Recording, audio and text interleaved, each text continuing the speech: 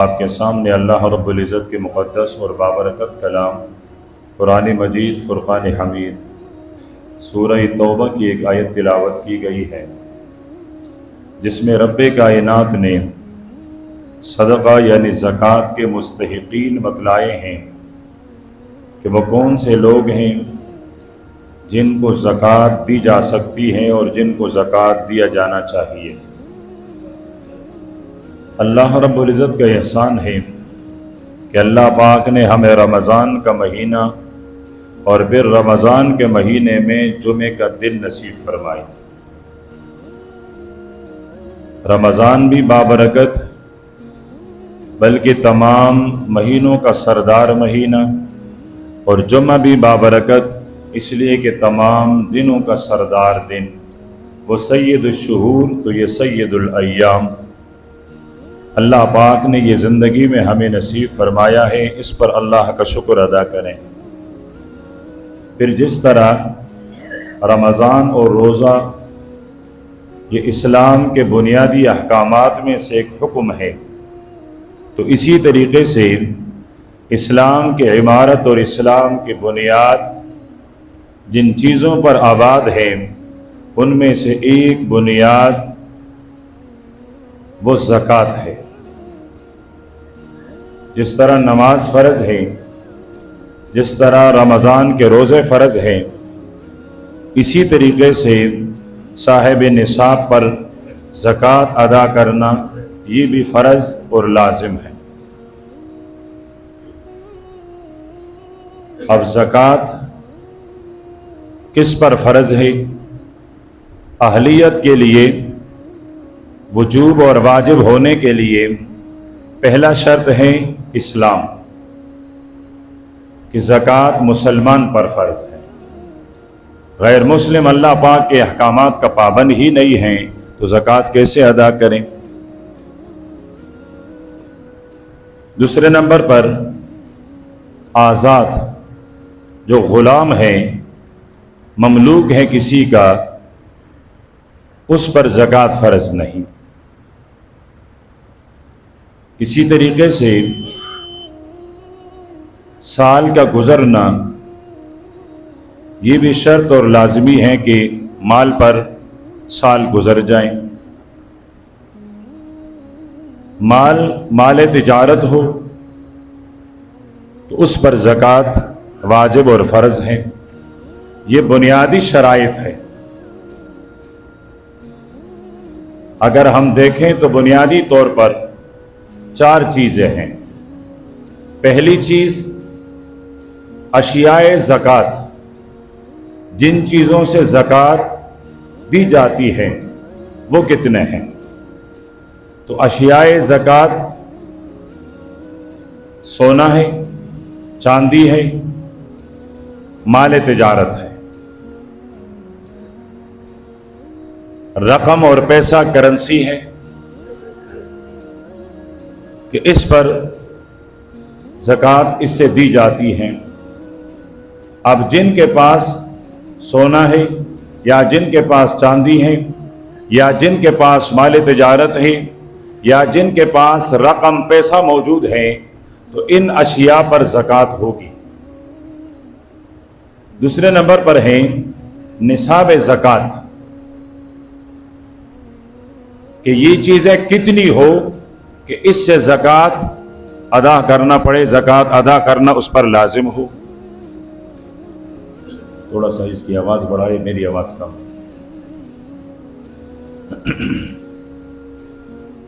تو نصاب زکوٰۃ میں سے پہلے نمبر پر ہے چاندی۔ اگر کسی کے پاس صرف چاندی ہے، صرف چاندی اسپنزر، اور وہ 52.5 تولے چاندی یا اس سے زیادہ ہے تو اس آدمی پر زکوٰۃ ادا کرنا لازم فرض ہے۔ یہ زکوٰۃ نہیں لے سکتا، یہ صدقہ فطر نہیں لے سکتا۔ دوسرے نمبر پر ہے سونا، سرزر، جس کے پاس 7.5 تولہ سونا ہے صرف، یہ اپنی مال کا زکوٰۃ ادا کرے گا، اس پر زکوٰۃ فرض ہے۔ یہ زکوٰۃ لے نہیں سکتا ہے، یہ صدقہ فطر نہیں لے سکتا ہے، یہ کوئی بھی واجبی صدقہ نہیں لے سکتا ہے۔ تیسرے نمبر پر ہے مال تجارت۔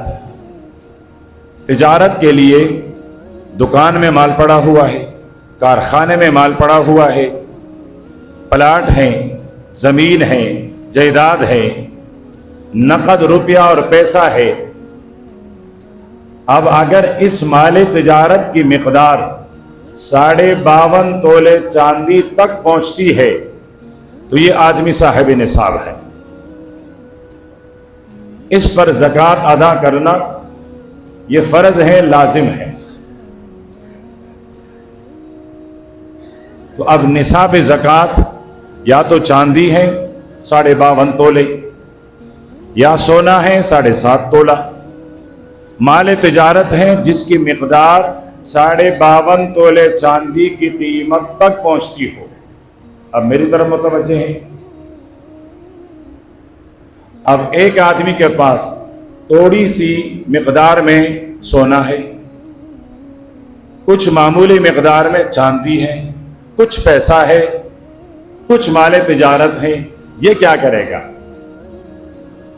یہ ان سب کو ملائے گا، سونے کو بھی، چاندی کو بھی، پیسے کو بھی، تجارت کے مال کو بھی۔ اگر یہ سب 52.5 تولے چاندی کے برابر اس کی مقدار تک پہنچتی ہے تو یہ ان چیزوں کا زکوٰۃ ادا کرے گا، اور خود زکوٰۃ نہیں لے سکے۔ لیکن اس مال کے لیے، اس چاندی، سونا، تجارت، اس کے لیے ضروری ہے سال کا گزرنا، کہ اس پر سال گزرا ہوا ہو تو تب زکوٰۃ ادا کرے گا۔ اس کے پاس چاندی گزشتہ رمضان میں آئی 52.5 تولے 60 تولے، اب اس نے دیکھا اب بھی اس کے پاس 60 تولہ چاندی ہے، 58، 57، 55 تولے چاندی ہیں، تو یہ صاحب نصاب ہے، یہ زکوٰۃ ادا کرے گا۔ اگرچہ سال بھر یہ چاندی کم اور زیادہ ہوتی رہی، سال میں کچھ دن وہ آئے کہ اس کے پاس چاندی 100 تولہ تھی، کچھ دن وہ آئے کہ اس کے پاس چاندی 20 تولہ تھی، لیکن سال کے شروع میں 52.5 سے زیادہ، سال کے آخر میں بھی 52.5 یا اس سے زیادہ ہے، تو یہ صاحب نصاب کہلائے گا، یہ زکوٰۃ ادا کرے گا۔ سال کا گزرنا، اور سال بھی قمری حساب سے، اسلامی حساب سے کوئی دن مقرر کرے۔ اب جس کو معلوم ہے کہ جی گزشتہ سال 10 رمضان کو میرے پاس اتنی رقم تھی، تو اس سال بھی 10 رمضان کو حساب لگا لے، اب کتنا ہے۔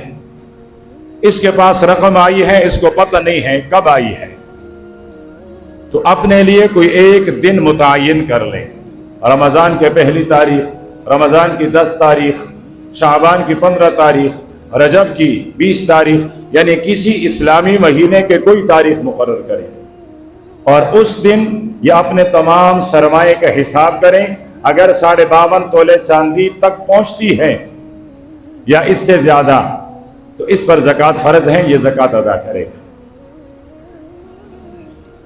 شرائط زکوٰۃ میں نے بتلا دیے ہیں کہ وجوب کے لیے تو شرائط یہ ہے کہ یہ مسلمان ہو، آزاد ہو، نصاب کا مالک ہو، اور اس نصاب میں قرض نہ ہو۔ اس کے پاس 52.5 تولے چاندی بھی ہے، لیکن یہ 60 تولے چاندی کی قیمت کا مقروض ہے، تو اس پر زکوٰۃ نہیں ہے۔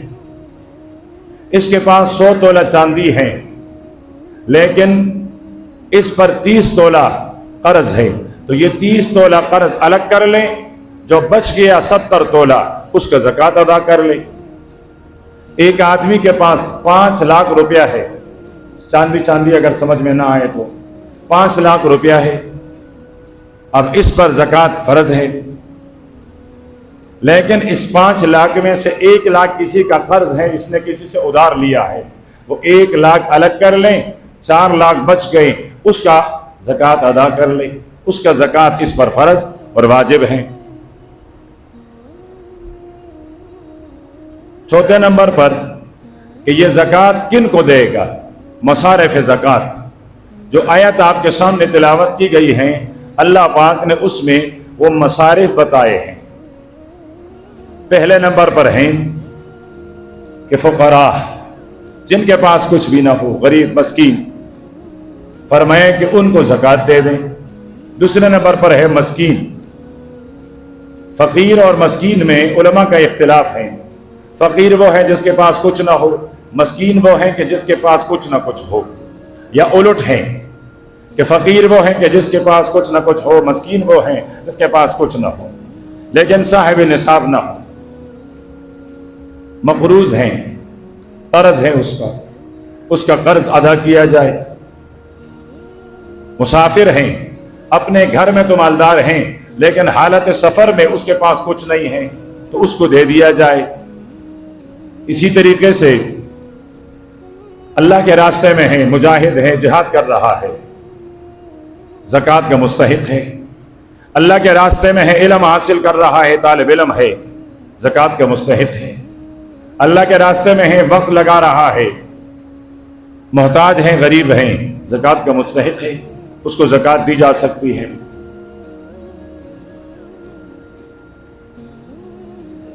ज़कात, इस माल में किसी को मालिक बनाना जरूरी है। आप जिसको ज़कात देंगे उसको मालिक बनाएंगे कि ये ले लें, ज़कात का माल आपका हो गया, फिर तो सही है। लेकिन आपने अगर उसको मालिक नहीं बनाया तो आपकी ज़कात अदा नहीं हुई। जिस तरह अक्सर लोग इस तरह करते हैं कि एक आदमी का दूसरे पर कर्ज है, 20,000 है, 30,000 है, ये साहिब निसाब हैं, इस पर ज़कात फ़र्ज है। ये उसे कहता है कि मेरा आप पर कितना कर्जा है, वो कहते 30,000।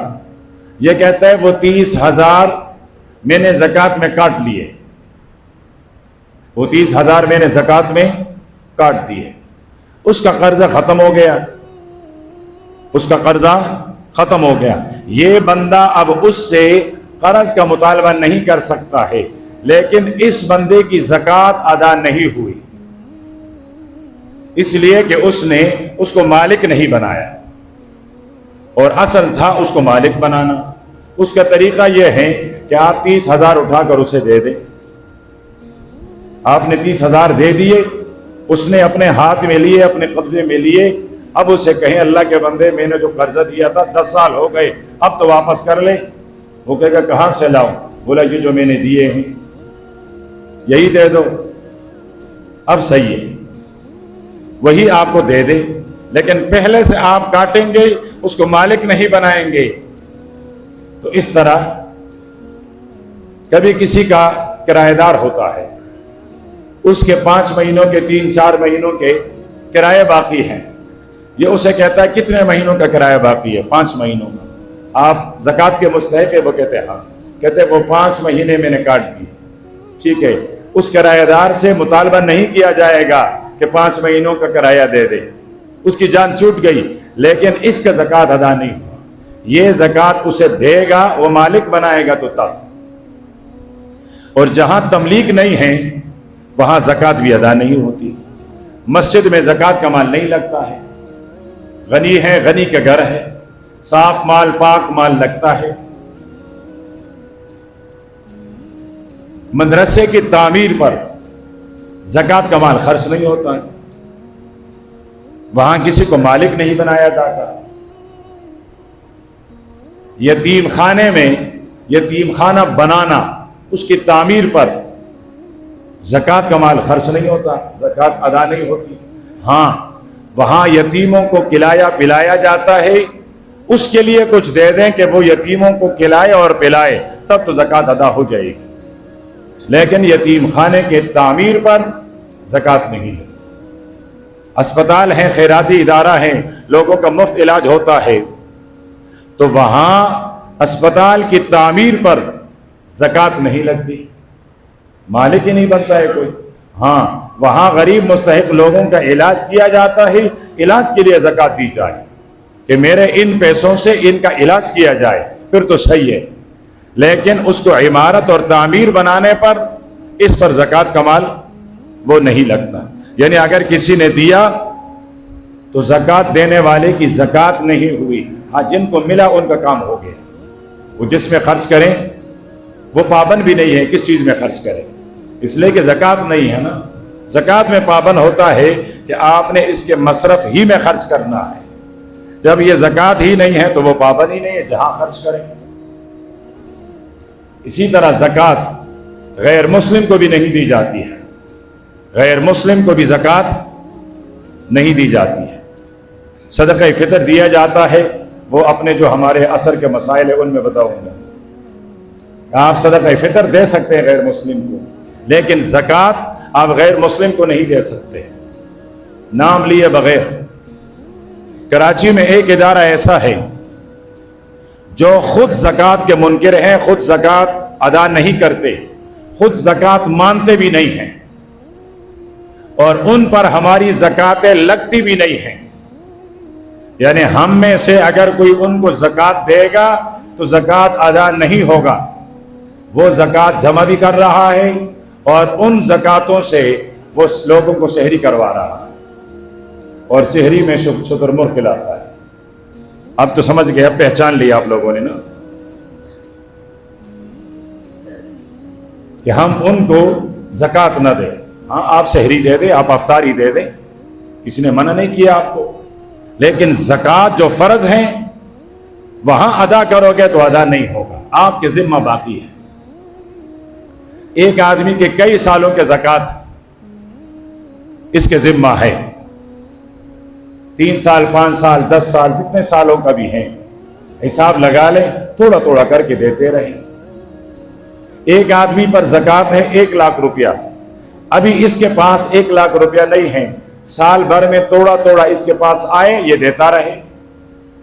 10,000 آیا وہ دے دیا, 20,000 آیا وہ دے دیا, 30,000 آیا وہ دے دیا, پورے سال آئندہ سال تک یہ تھوڑا تھوڑا کر کے زکوٰۃ کا مال دیتا رہے. یہ بھی سہولت ہے, اس طرح بھی دی جا سکتی ہے.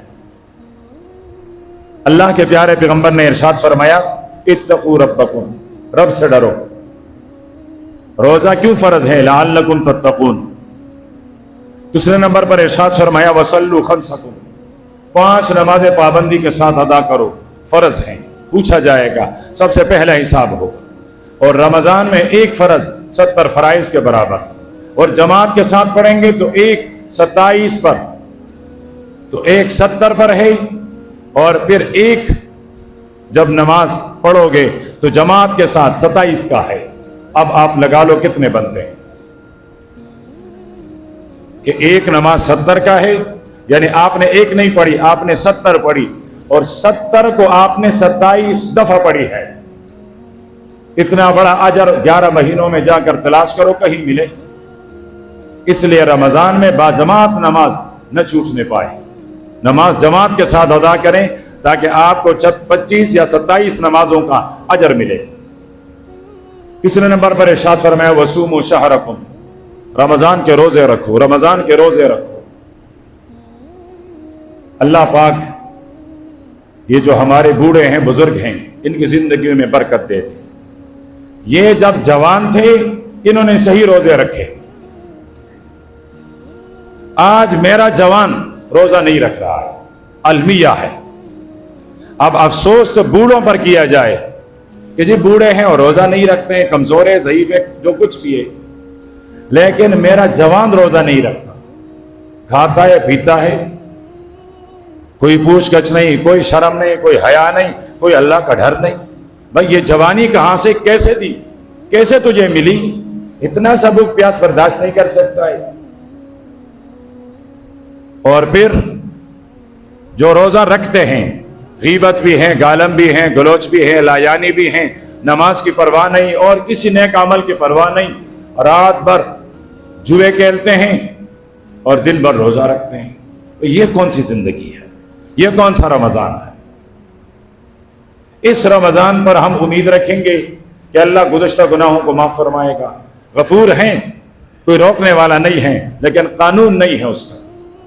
اس کا قانون یہ ہے کہ دن میں بھی عبادت, رات میں بھی عبادت. نہیں کر سکتے ہیں عبادت تو آرام کر لے, سو جائیں. تو رمضان کے روزے جس طرح حق ہے اس طرح روزے رکھے جائیں۔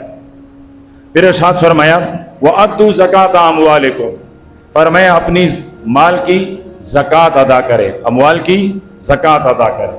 ہم نمازی تو ہیں لیکن معذرت کے ساتھ ہمارے معاشرے، ہماری کمیونٹی، ہماری برادری 5% بھی زکوٰۃ ادا نہیں کرے۔ 5%، یعنی ہم اگر 100 ہوں تو 100 میں سے 5 بندے بھی زکوٰۃ ادا نہیں کرتے۔ خیال ہی نہیں ہے، فرض ہی نہیں سمجھتے ہیں، ورنہ اس طرح فرض ہیں جس طرح روزہ فرض ہے، ایسا فرض ہے جس طرح نماز فرض ہے۔ تو اپنی زکوٰۃ اس کا خیال رکھیں، زکوٰۃ ادا کریں۔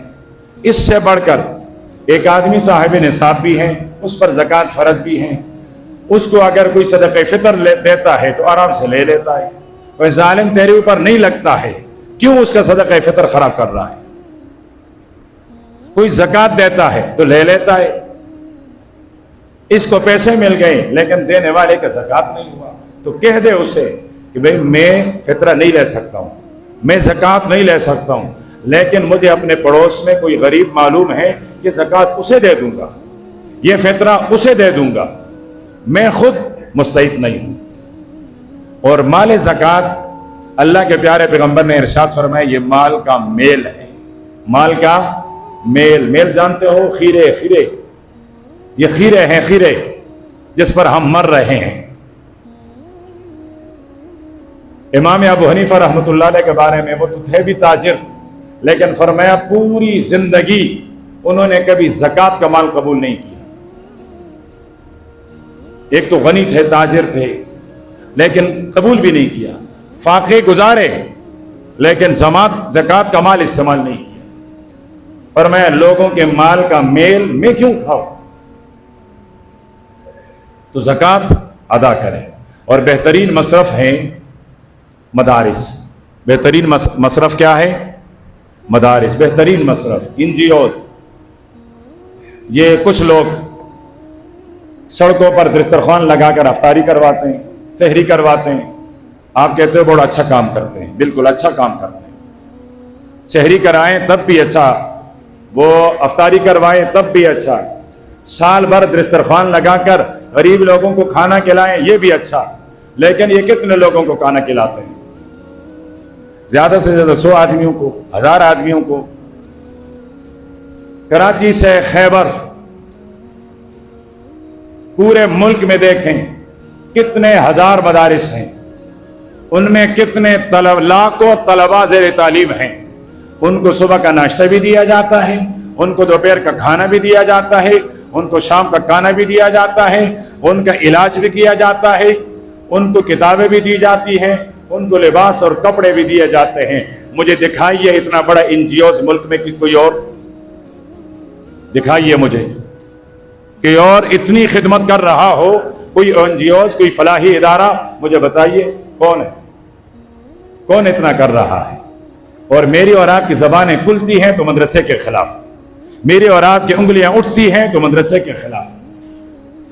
اگر یہ مدارس والے یہاں ہر روز آتے ہیں، کوئی نہ کوئی مدرسے والا، میں کبھی کبھی دیکھ کر محسوس بھی کر لیتا ہوں کہ آپ کے چہروں کو بہت وہ ناگوار لگتا ہے کہ جی یہ پھر خیراتی آ گیا، یہ پھر خیرات مانگے گا۔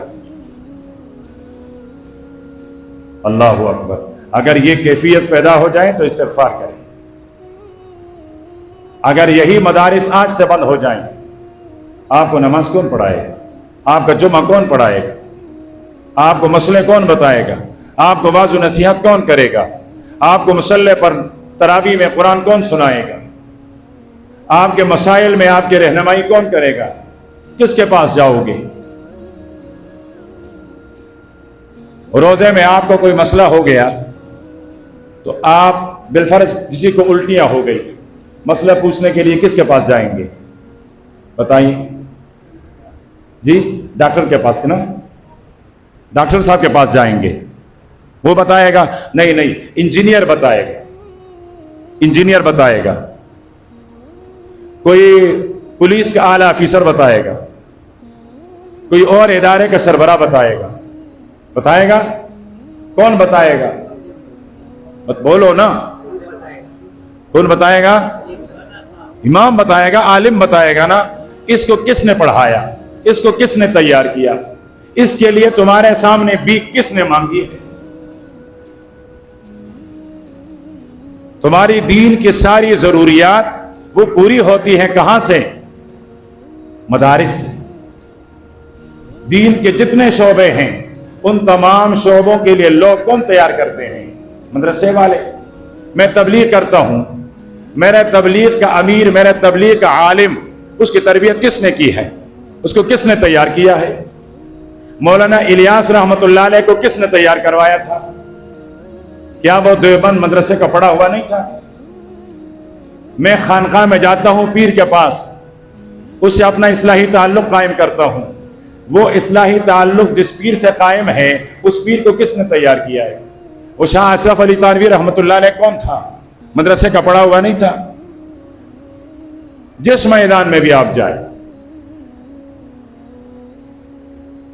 جہاد کے میدان میں جائیں، دنیا بھر میں جہاں اسلامی شرعی جہاد ہو رہا ہے وہاں تیاری کون کرتا ہے؟ وہاں کا مدرسہ کرتا ہے۔ وہ جو شہزادوں نے حکومت قائم کی ہے، مثالی حکومت، پوری دنیا میں کسی سے 1 روپیہ نہیں لیتا ہے، کسی کا 1 روپیہ کا مقروض نہیں ہے۔ اب اس پوزیشن میں ہیں، آپ جا کر ان سے قرض مانگو تو دے دے، امریکہ جا کر ان سے قرض مانگے تو دے دے، اس پوزیشن میں ہیں۔ کس نے تیار کیا؟ وہاں کے مدارس نے۔ یہ مدرسہ آپ کی دین کے ہر شعبے کی کفالت کرتا ہے۔ تو جب بھی کوئی آدمی آئے، پہلے تو یہ ہے کہ دل کھول کر کے 5، 10، 20 روپیہ ضرور دے دیا کرے۔ نہیں ہے اللہ سے دعا کر لیا کریں کہ اللہ ان کی غیب سے مدد کرے، برا نہ سمجھے، یہ ایمان کا ضیاء ہے۔ ورنہ تمہارے اب اس مسجد میں کتنا چاندہ ہوگا؟ یہاں رسید پڑی ہوئی ہوتی ہے، میں دیکھ لیتا ہوں، بتاتا نہیں ہوں کتنا ہوتا ہے، لیکن اس سے تو اس کے ایک دن میں اس کے 10 طلبہ کا خرچہ بھی نہیں ہوتا۔ لیکن یہ ایک عمل ہے، اللہ پاک اس سے مدارس کو چلاتے ہیں۔